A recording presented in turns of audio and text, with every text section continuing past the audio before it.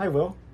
Thanks for helping my project. For sure. Could you say a couple of words about yourself? Sure. So my name's Will. I'm actually really super interested in space. So I love spacesuits in particular. But I'm super excited about everything that's going on down at NASA. What got you into space? So I've always been a fan of sci-fi, and so Star Trek in particular.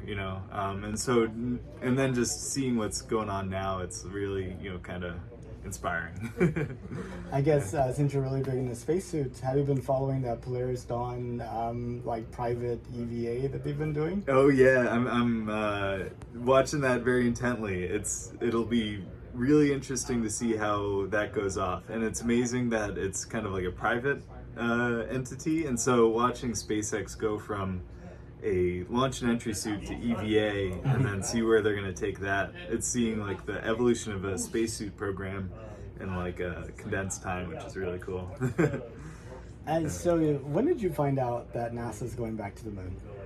So I actually was working on a graduate degree at the time in space studies. Oh wow, where at? University of North Dakota. Okay, fantastic. Yeah. I'm doing a similar program at Rice. Oh, okay, yeah. So it was, I was kind of, starting to follow space more intently, and so it was amazing, like, just starting to get into it, and then that happened, and so it was like I was in the right place at the right time, so it was really kind of cool. Yeah. That's awesome.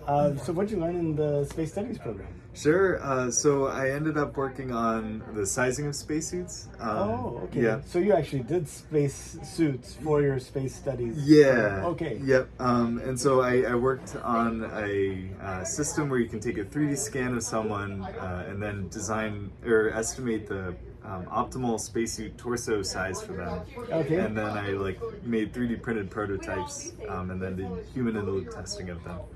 I just can't imagine going 8 hours without being able to scratch your face. Oh, yeah. Or sneeze or stuff like that. I mean, it seems very it'd be cool if you could Yeah. Well, so they have you can put a little scratching device inside the helmet, so you can get a little bit. But I think the first time I put on something that was approximate to a spacesuit, it's very claustrophobic.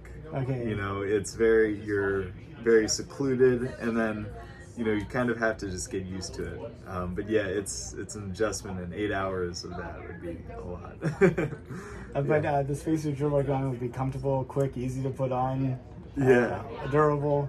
Well, so the dissertation ones will be more comfortable, and then now I'm working on, I'm helping the NASA program, but I'm on the NASA Insight team, so I get to kind of do insight and oversight over the spacesuit systems that are being put together now. Oh, I guess Collin Aerospace, who put together the ones that are in orbit, and it was going to be creating a new one, and then I guess Axiom Space. Yeah. So very excited, and it's amazing seeing the commercial companies, kind of get into it.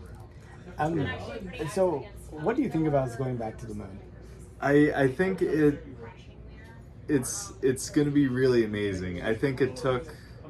So my big thing is I don't think we truly understand the impact of having a live stream of Earth from the moon with humans.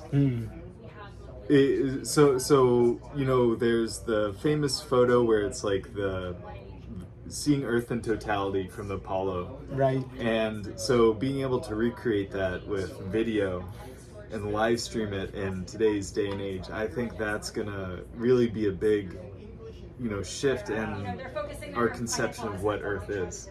And so I'm really excited to see that, and of course, all the surface exploration that's gonna happen. So I can't wait. I often thought, how would things be different if the United Nations was in orbit instead of being New York? Yeah. Then you see the Earth, and you see the land and the water and the no borders and all that. Yeah, and I've really read a lot into that, and I spent some time at Biosphere too. And so it really, I think, is being able to see Earth as a closed system and realize that things can evolve in that system and it's not static. And so, yeah, I think, putting the UN in space where they can see, like, oh, like, we really are, on this, like, little mote of dust together, and kind of, like, for better or for worse, stuck together. Yeah, we're in a spaceship together. Yeah. It just has 8 billion passengers. Yeah. In 200 years, where do you see all this leading up to? Do you think we have maker spaces on the moon and Mars by that point, or? Yeah, I think so. So moving past the moon and onto Mars, I think if we really can get like a rapidly reusable spaceship, I think we really can push the boundaries of where we're going to go. And so I think I'm very hopeful, Do you think we'll see such a spaceship fly this year? Again? Yeah, I hope so. I hope so. Whether or not it can be reused, we'll see. I think they gotta work on the landing part. But I think they're close. I think they're. If you could, would you take a trip to space? Oh yeah.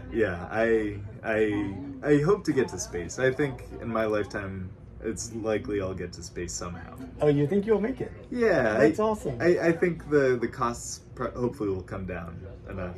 So fingers crossed. Well, excellent. Well, thank you so much for your time. It's such a pleasure to get to talk to you. Yeah, thanks for letting me be a part of your project.